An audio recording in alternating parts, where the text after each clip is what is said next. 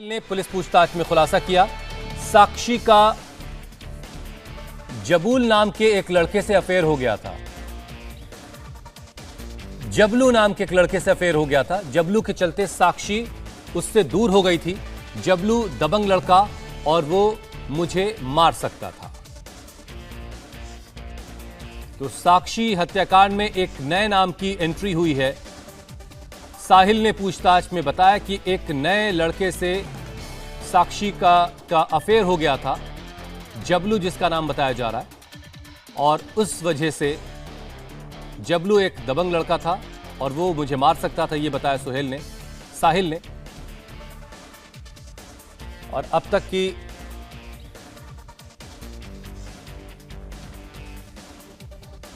तो जबलू के चलते साक्षी मुझसे दूर हो गई, साहिल ने यह पुलिस से पूछताछ में बताया, और इस वजह से उसने इस हत्याकांड को अंजाम दिया। तो एक नए किरदार की एंट्री हुई है। आजकल कुछ पता ही नहीं चलता कि कौन आदमी क्या है। घर में जो हेल्पर बनकर आया वो कौन है, जो मीटर रीडिंग करने आया वो कौन है, जो कुरियर लेकर आया वो कौन है, उसकी असली पहचान क्या है। दिल्ली में ऐसा हुआ। साहिल खान नाम का एक लड़का अपनी पहचान छिपाकर सिर्फ साहिल बनकर साक्षी नाम की लड़की से मिला। उसने लव जिहाद का ऐसा जाल फैलाया कि साक्षी घर छोड़कर चली गई। 2 महीने घर से दूर रही। कल उसका 1 मिनट 27 सेकंड का एक वीडियो आया और उसके साथ घर वालों को बस उसकी लाश मिली। साहिल गले में रुद्राक्ष पहनने का नाटक करता था। वो हाथ पर कलावा भी बांधता था। कोई ये पता नहीं लगा सकता था कि वो कौन है। उसकी पहचान जब तक सामने आई तब तक दिल्ली दहल चुकी थी।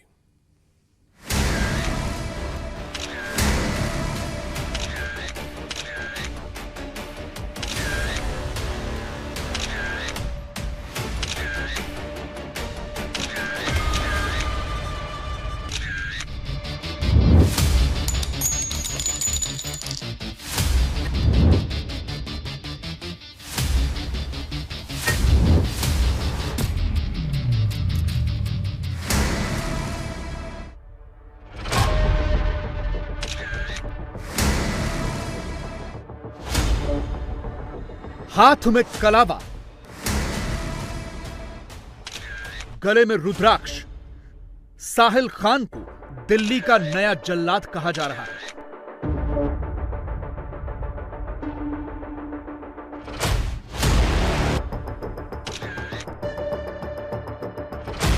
क्या यह सिर्फ एक साधारण क्राइम है या फिर लव जिहाद? साक्षी के किलर साहिल की नई पिक्चर इशारा करती है। क्या धर्म बदलने का ड्रामा हुआ? क्या हिंदू बनने का छलावा करने के लिए हाथ में कलावा पहना? साक्षी का सनकी कातिल साहिल खान की असली पहचान आपके सामने खोलते हैं।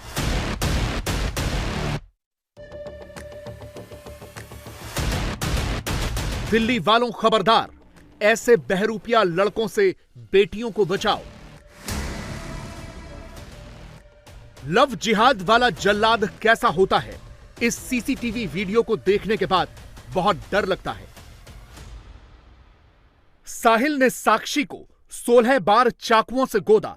पेट में, सीने में उसकी आंखें खुली थी। साक्षी चीख रही थी और तड़प रही थी और साहिल लगातार बार बार चाकू मारता जा रहा था। 16 बार चाकू चलाने के बाद भी साहिल रुका नहीं। सिर पर खून सवार था। चलती गली थी, लोग आ जा रहे थे, न किसी ने रोका। एक को छोड़कर किसी ने टोका तक नहीं।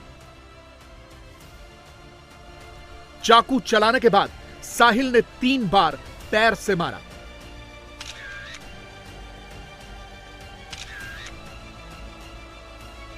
साक्षी के सिर पर 6 बार पत्थर उठाकर पटका। साहिल पत्थर से मर्डर कर रहा था। साक्षी के चेहरे को पत्थर से कुचल रहा था और पत्थर दिल दिल्ली के लोग देखते रहे।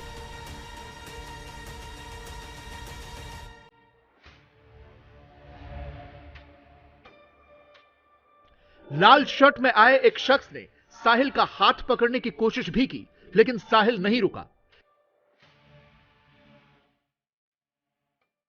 साक्षी को बेरहमी से मौत के घाट उतारने के बाद साहिल 10 सेकंड के अंदर फिर वापस लौटा।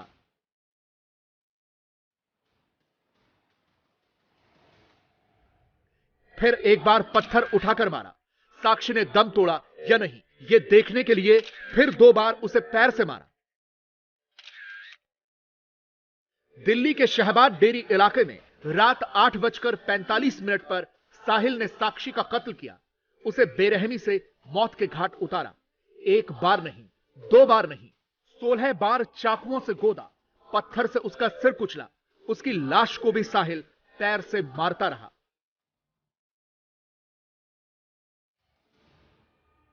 और गली चलते 1 नहीं, 2 नहीं, बल्कि 1 दर्जन लोग साक्षी की मौत का तमाशा देखते रहे। किसी ने साहिल को रोकने की कोशिश नहीं की, किसी ने साक्षी को बचाने की कोशिश नहीं की। 1 मिनट 27 सेकंड के इस वीडियो में साक्षी को बेरहमी से चाकू मारे, पत्थर मारे, पैरों से मारा, लेकिन कोई उसे बचाने नहीं आया। पुलिस की जांच में जो सामने आया उसके मुताबिक साक्षी को जल्लाद की तरह मारने वाला साहिल उसका सनकी आशिक था, जिसने घर से निकली साक्षी को रास्ते में रोकने की कोशिश की, उससे बात करने की कोशिश की, लेकिन जब साक्षी नहीं रुकी तो साहिल ने चाकू निकालकर उस पर एक के बाद एक कई वार करने शुरू कर दिए। उसके सिर पर पत्थर से वार किया, पैरों से भी मारा और बड़े ही खौफनाक तरीके से उसे मौत के घाट उतार दिया।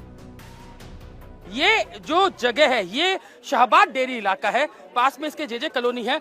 और ये जो गली है, ये गली आप देखेंगे ये संकरी सी गली है। इस गली से जो साक्षी है वो यहाँ आती है। साहिल को पहले से इस बात की जानकारी थी कि जो साक्षी है वो इस गली से यहाँ पर आएगी, उसको अपने दोस्त के यहाँ जाना है, लेकिन ये जानकारी उसे कैसे मिली इसकी तफ्तीश अभी पुलिस करेगी। लेकिन जब वो यहाँ से बाहर आती है, यहीं पर ही साहिल उसे रोकता है, उससे बात करने की कोशिश करता है। आप ये स्पॉट देखिए, वो गली से यहाँ से आती है, यहाँ रुकती है, साहिल उसे मिलता है, वो बचने की कोशिश करती है, वो चाहती थी कि वो उससे बात ना करे, लेकिन साहिल लगातार उसका पीछा कर रहा था। वो यहाँ से आगे बढ़ता है और यहाँ तक ये लगभग आप देखेंगे इस स्पॉट को, आप देखेंगे इस स्पॉट इस खंबे से लेकर और यहाँ तक वो उससे बात करने की कोशिश करता है, लेकिन साक्षी उससे बात नहीं करती। लेकिन जब साक्षी यहाँ पर पहुंचती है तो वो उसे फिर रोकता है, उससे बात करने के लिए कहता है, लेकिन साक्षी का कहना यही था कि वो उससे बात नहीं करेगी। साक्षी का कातिल साहिल बुलंदशहर से पुलिस की गिरफ्त में आ चुका है। बुलंदशहर से जो तस्वीर सामने आई है उसने इस पूरे केस को ही डाइवर्ट कर दिया है। मामला लव जिहाद का बन गया है। साक्षी को जल्लाद की तरह मौत के घाट उतारने वाला साहिल मुसलमान है। उसके पिता का नाम सरफराज है, लेकिन फिर भी उसके गले में रुद्राक्ष है, हाथ में कलावा है, मतलब साफ है।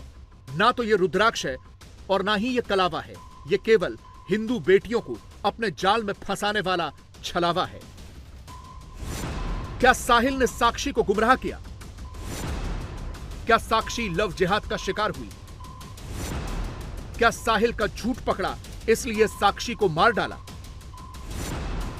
क्या मोहम्मद साहिल ने साक्षी को हिंदू पहचान बताई थी? मोहम्मद साहिल जल्लाद, दिल्ली में लव जिहाद।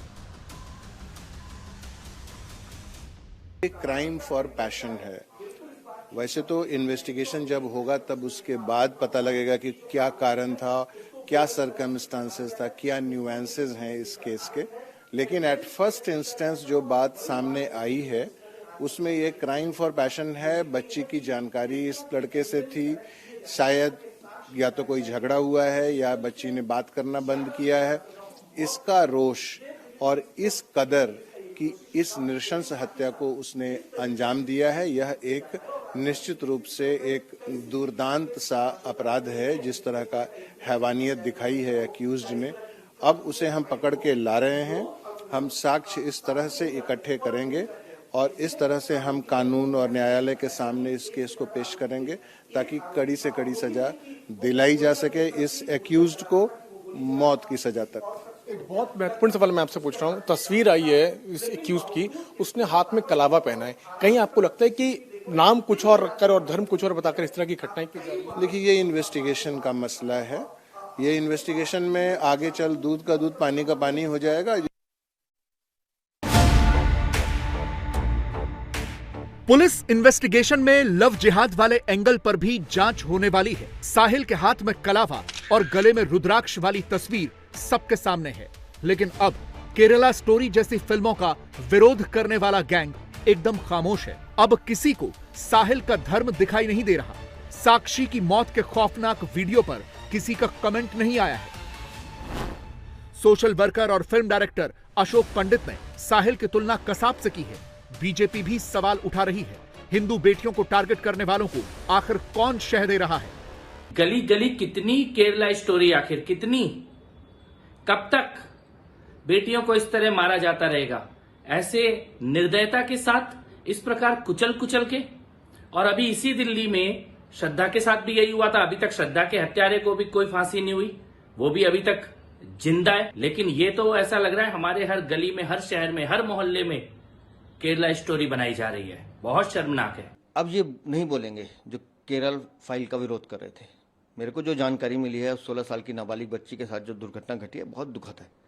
लेकिन घटाने वाला, करने वाला कौन?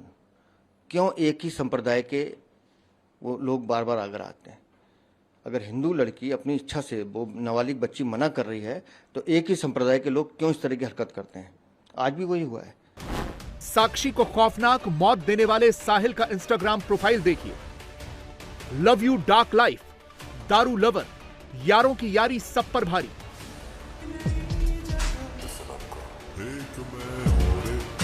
साहिल के इंस्टाग्राम अकाउंट को खंगालने पर केवल दारू और हुक्का पार्टी के वीडियोस मिले।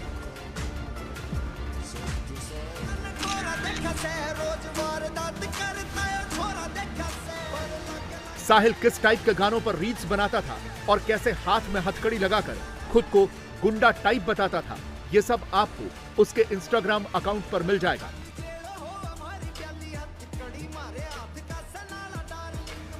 बाय प्रोफेशन साहिल एक फ्रिज और एसी मैकेनिक था, जिसने हाथ में कलावा और गले में रुद्राक्ष पहन रखा था। मतलब अगर साहिल आपके घर में आता तो आप भी उसके धर्म को लेकर कंफ्यूज रहते। आपके मासूम बच्चे भी उसको देखकर हिंदू ही समझते। और शायद यही हुआ 16 साल की बेटी साक्षी के साथ। साक्षी ने अपने मां बाप को साहिल के बारे में कुछ नहीं बताया। वो उसे हिंदू ही समझती रही, अपने परिवार से दूर रहने की कोशिश करती थी। और आखिर में साहिल ने साक्षी को खौफनाक तरीके से मौत के घाट उतार दिया। जैसे मैं बोलती थी बेटा घूमना नहीं चाहिए, किसी सहेली के साथ क्या फायदा घूमने से, तो उसको ये लगता कि मम्मी गलत बोल रही है। ये चीज को वो बुरा समझती थी। कोई माँ बाप अपने बच्चों को अच्छी सीख देगा कि बेटा ये काम गलत है, ना करो, इसी नाते वो तो मेरे से गुस्सा हो जाती थी। फिर भी वो तो कल बात करी, मैंने बेटा कब आएगी? घर जाती थी, बड़े अच्छे से बात करती थी, मम्मी मैं आ जाऊंगी, क्या टेंशन है? मैंने कहा बेटा जो जल्दी आ जा, अच्छा नहीं लगता, दिन भर मैं ड्यूटी करती हूँ, घर आती तो ना थाली भी धो के रखती।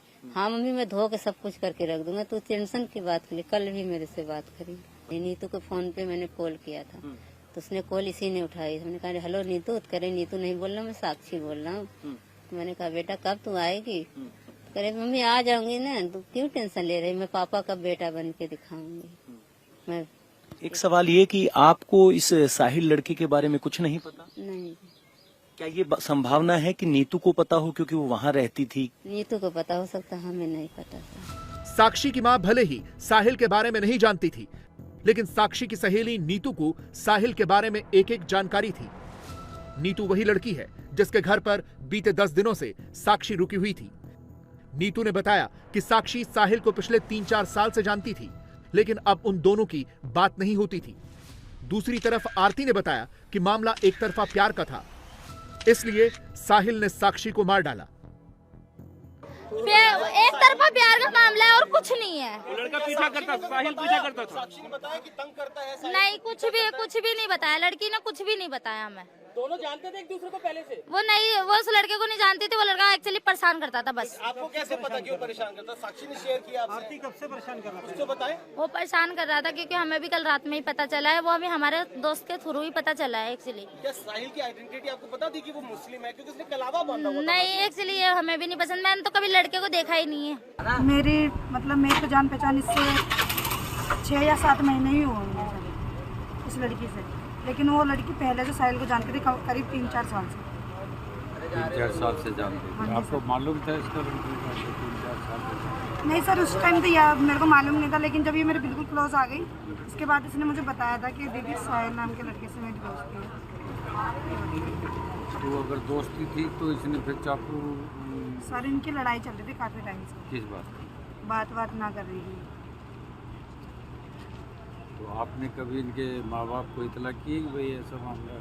नहीं, मैंने कभी बोला नहीं, क्योंकि ये मुझे मना कर रही थी। पहली बात, मेरे सामने कोई बात नहीं होती सर। साक्षी की मौत के बाद सवाल दिल्ली के लॉ एंड ऑर्डर पर भी उठने लगे हैं। पहले श्रद्धा वॉलकर की हत्या, फिर मंगोलपुरी में गाड़ी के नीचे घसीटकर लड़की की हत्या, और अब सड़क चलते साक्षी की बेरहमी से हत्या। सवाल इस बात का भी है कि दिल्ली में बेटियां कितनी सुरक्षित हैं। वीडियो में देखा कि बहुत सारे लोग गुजर रहे हैं जब वो लड़की को मार रहा है, कोई भी सामने नहीं आता उसको हेल्प करने में, कोई उसको रोकता नहीं है। मुझे लगता है दिल्ली के लोगों में सेंसिटिविटी की कमी है, या आजकल हम लोगों में किसी महिला को, स्पेशली कोई महिला पिट रही हो तो लोग उसको नज़रअंदाज कर देते हैं। और इतनी हिम्मत कि दिन दहाड़े वो आदमी जाए, वो इसीलिए हो पाती है कि उसको ना तो पुलिस का डर है और ना ही लोगों का डर है, और वो ये सोच पाता है कि वो स्कॉट फ्री बच जाएगा। इतना सब कुछ करने के बाद वो आज 20 घंटे बाद पकड़ा गया। वो वहाँ से गुजर गया, उसके परिवार ने भी नहीं रोका, ना लोगों ने रोका। कहीं ना कहीं समाज में ना सोच में बहुत कमी आ रही है, और उसके ऊपर काम करना बहुत ज़रूरी है। एक 16 साल की लड़की को इतनी बुरी तरीके से कत्ल करा गया, बीच सड़क पर दिल्ली देश की राजधानी में कत्ल करा गया। 40 से ज़्यादा बार उसके अंदर चाकू घोंपे गए, और फिर उस बेरहम कातिल ने लड़की के सर पे ईंटें मार मार कर उसको मार डाला। और वहाँ से कितने लोग जा रहे हैं, देख रहे हैं हम कि लेडीज़ जा रही हैं, आदमी जा रहे हैं, और किसी ने कोई आवाज़ नहीं उठाई। तो दिल्ली बहुत ज़्यादा महिलाओं और बच्चों के लिए असुरक्षित है, ये हम सब जानते हैं, लेकिन कितनी असंवेदनशील है कि किसी के अंदर ये आवाज ही नहीं आई कि बच्चे की मदद कर दें। हो सकता है वो मदद करते, हो सकता है जोर से चिल्लाते तो लड़की बच जाती। पब्लिक प्लेस पर और एक नाबालिग को 40 बार चाकुओं से गोद करके हत्या की जा रही है, तो ये दिल्ली में पूरी तरीके से लॉ एंड ऑर्डर का फेल्योर है। पब्लिक के सामने किस तरीके से एक व्यक्ति, उसके हौसले बुलंद है, क्योंकि उसका माइंडसेट क्या है कि कानून हमारा क्या कर लेगा, कोई पुलिस वाला क्या कर लेगा। और वालकर वाले केस आपने देखा, एक केस अभी निक्की यादव का हुआ, निक्की के साथ वो लड़का शादी कर रहा है और उसके बाद सेम डे जिस दिन मर्डर किया जाकर के दूसरी शादी कर रहा है। तो ये कैसी अपब्रिंगिंग है? और अपब्रिंगिंग अगर पेरेंट्स ठीक से नहीं कर रहे, सोसाइटी का स्ट्रक्चर पैट्रियार्कल माइंडसेट का है, तो फिर कानून क्या कर रहा है और हमारी सरकारें क्या कर रही हैं कि अभी तक ऐसे माइंडसेट क्यों नहीं लोगों के बने कि एक रिलेशनशिप में आप अगर हैं और वो रिश्ता अगर नहीं बन पा रहा है, एक व्यक्ति अगर नहीं चाह रहा कंटिन्यू करना, तो उस इंसान को पीछे हट जाना चाहिए, न कि उसका मर्डर कर देना चाहिए। इस वक्त दिल्ली में सवाल बेटी की सिक्योरिटी के लिए लॉ एंड ऑर्डर का भी है और लव जिहाद के ट्रैप में फंसाने की कोशिश करने वालों से बेटियों को बचाने का भी। क्योंकि अगर आपके घर में आने वाला कोई एसी या फ्रिज का मैकेनिक हाथ में कलावा बांध कर आएगा, रुद्राक्ष पहन कर आएगा, तो आप क्या, हर शख्स उसे हिंदू ही समझेगा, जो साक्षी के केस में हुआ। साहिल के खूनी लव जिहाद ने सबको हिलाकर रख दिया है। केंद्रीय गृह राज्य मंत्री जी किशन रेड्डी ने इंडिया टीवी से बातचीत में कहा कि साक्षी का जिस तरीके से मर्डर हुआ है उसके पीछे एक खतरनाक संगठन है। सरकार ऐसे संगठनों के खिलाफ कड़ी से कड़ी कार्रवाई करेगी। दिल्ली में जिस तरह की घटना हुई, एक महिला को 16 साल की लड़की है, उसको चाकू मार के उसकी हत्या कर दी, उसके बाद उसके सर पर एक बड़ा पत्थर मारकर मारा गया। इसको किस तरह से आप देखते हैं? यह बहुत भयंकर संगठन है, इसको हम पूरा खंडन करें। उनको अरेस्ट भी किया गया और ऐसे एक राक्षस के जैसा व्यवहार करना बहुत गलत है। समाज में ऐसे संगठन नहीं होना चाहिए। हमारे को पूरा विश्वास है जो कोर्ट के द्वारा, न्यायालय के द्वारा उनका पूरा पनिशमेंट मिलेगा। हम उसको छोड़ने वाले नहीं है। सरकार इस विषय पर सीरियस है। ऐसे व्यक्तियों को अगर छोड़े तो आने वाले दिन में कोई काबू नहीं हो सकता है। ऐसे इंसिडेंट्स के ऊपर बहुत अह्यूमैनिटी है, ऐसे करना बहुत गलत है। मैं सभी लोगों से अनुरोध करना चाहता हूँ, ऐसा इंसिडेंट्स होना नहीं चाहिए। ऐसा हो इंसिडेंट्स को एंकरेज नहीं करना चाहिए। ऐसा इंसिडेंट्स में कोई भाग नहीं होना चाहिए। ये इस विषय में बहुत भयंकर है, ह्यूमैनिटी है। मैं पूरा मेरा व्यक्तिगत रूप से भी इस इंसिडेंट को कंडेम कर रहा हूँ। मैं अभी लेफ्टिनेंट गवर्नर साहब से भी बात किया हूँ, वो भी पूरा इस विषय पर सीरियस ले रहे हैं। साक्षी के कातिल साहिल खान से पुलिस पूछताछ कर रही है। पुलिस पूछताछ में साहिल लगातार अपने बयान बदल रहा है। साहिल ने बताया कि साक्षी के दोस्त ने उसको धमकाया था और उसकी धमकी के बाद ही उसने साक्षी को मारने का फैसला किया।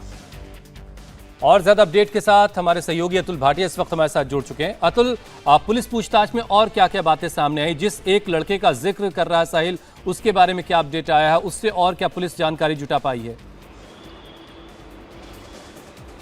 देखिए हुसैन, लगातार पूछताछ चल रही है। 2 दिन का रिमांड रोहिणी कोर्ट से आज पुलिस को मिला है। देर रात से भी जो लगातार साहिल है उससे पूछताछ की जा रही है और जो खुलासे अब निकलकर सामने आ रहे हैं, जिसमें साहिल ने यह खुलासा किया है कि शनिवार को, यानी कि हत्या से एक दिन पहले, जिस दिन उसने साक्षी की हत्या की थी, उससे एक दिन पहले साक्षी, उसकी दोस्त भावना और एक झबरू नाम का इलाके का दबंग है, इन तीनों ने मिलकर साहिल को धमकाया था। और जो झबरू है उसका काफी जो है वो टेरर रहता है उस पूरे इलाके के अंदर। शाहबाद डेरी जो जेजे कॉलोनी का इलाका है, और उसको हटने के लिए कहा था, साहिल को ना मिलने के लिए कहा था, उसकी धमकी बकायदा दी थी। जिसके बाद जो है वो इसने पूरा प्लान किया किस तरीके से साक्षी का मर्डर करना है, क्योंकि उसे कहीं ना कहीं साहिल को यह लगता था कि झबरू जो है वो उसकी हत्या करवा सकता है। तो तमाम तरीके की चीजें निकलकर सामने आ रही है। नीतू, जिसके यहाँ जो साक्षी रह रही थी अपना घर छोड़ के, उसका पति भी जो है वो इलाके का बीसी है, इस समय जेल में बंद है। तो पूरी इन्वेस्टिगेशन जो है वो अभी इसी पूरी जो साहिल है उसके जो खुलासे हो रहे हैं उसके इर्द गिर्द घूम रही है। चाकू अभी रिकवर करना है। हालांकि इन जो बातें वो कह रहा है उसका इस पूरे केस पे कोई फर्क नहीं पड़ना है, क्योंकि पूरा सीसीटीवी है। जिस तरीके से निरीक्षण तरीके से वो साक्षी की हत्या कर रहा है, जिस तरीके से उसने 16 बार चाकू से वार किया, उसके बाद बड़े पत्थर से जो है वो उसके चेहरे पर कुचला। तो अभी साहिल से लगातार पूछताछ की जा रही है। पूरा किस तरीके से उसने 15 दिन पहले चाकू खरीदा था, जो कि वीरवार और रविवार को शाहबाद डेरी इलाके के अंदर वीकली बाजार लगते हैं, वहां से ये चाकू खरीदा गया था। वहां भी पुलिस उसको लेकर जाएगी जहां पर चाकू फेंका है, क्योंकि अभी तक वो चाकू जो है वो रिकवर नहीं हुआ है। वो पुलिस की पहली प्रायोरिटी है कि उस चाकू को जल्द से जल्द रिकवर किया जाए। रात को भी पुलिस की टीम जो रिठाला इलाका है वहां के खुले मैदान के अंदर जहां पर चाकू फेंकने की बात साहिल कह रहा है वहां पर गई थी, लेकिन अभी तक चाकू बरामद नहीं हो सका है। तो रोहिणी कोर्ट में भी आज पुलिस ने यही कहा था कि चाकू को बरामद करना है, पूरी कड़ियां जोड़नी है, कहां से ये चाकू खरीदा गया और कहां पे चाकू फेंका गया वो अभी रिकवर किया जाना है। तो सारी कड़ियों को अब पुलिस जोड़ रही है। जहां तक जो हाथ में कलावा बांधने की बात है उस पे साहिल ने यह कहा है कि एक पीर बाबा ने उसको ये कलावा बांधने के लिए कहा था, जिसके बाद उसने ये कलावा पहना था। और जहां तक रुद्राक्ष की माला की बात है तो उसने पुलिस पूछताछ में अभी तक ये बताया है कि वो जो एक बार हरिद्वार गया था तो वहां पर उसने रुद्राक्ष की माला खरीदी थी। तो अभी अलग अलग बयान जो है वो साहिल दे रहा है। पूछताछ 2 दिन उससे होनी है, तमाम नए खुलासे होंगे, पूरी पूछताछ की जाएगी कि क्या इसमें कोई लव जिहाद का एंगल है, क्या वो और लड़कियों से भी हिंदू नाम रखकर दोस्ती करता था। एक बात तो इसमें हुसैन ये बात क्लियर हुई है कि कई लड़कियों से दोस्ती जो है वो इसकी जो साहिल है उसकी थी। और इसके अलावा साक्षी का पहले एक प्रवीण नाम का एक बॉयफ्रेंड था, जिसके हाथ पे जो साक्षी ने अपने हाथ पे उसका टैटू भी प्रवीण नाम से बनवा रखा था। और अब ये झबरू नाम का जो नया किरदार है जिससे साक्षी की दोस्ती हुई थी, उससे भी पुलिस पूछताछ करेगी। और अभी तो पुलिस की पूछताछ में कई और बातें सामने आ सकती है। इंतजार करते हैं कि आगे और क्या बातें इसमें सामने आएंगी, जिसके बाद और तस्वीर साफ होगी। बहुत बहुत शुक्रिया अतुल हमारे साथ जुड़ने के लिए। जुर्म कितना भी संगीन क्यों ना हो, अपराधी कितना भी शातिर क्यों ना हो, हर रात से उठेगा पर्दा, सामने आएगी हर खबर की सच्चाई। इंडिया टीवी क्राइम अलर्ट पर क्राइम की खबरों से अपडेटेड रहने के लिए India TV crime alert channel YouTube पर सब्सक्राइब करें, बेल आइकन दबाना न भूलें। सावधान रहें, सुरक्षित रहें, देखते रहें इंडिया टीवी क्राइम अलर्ट।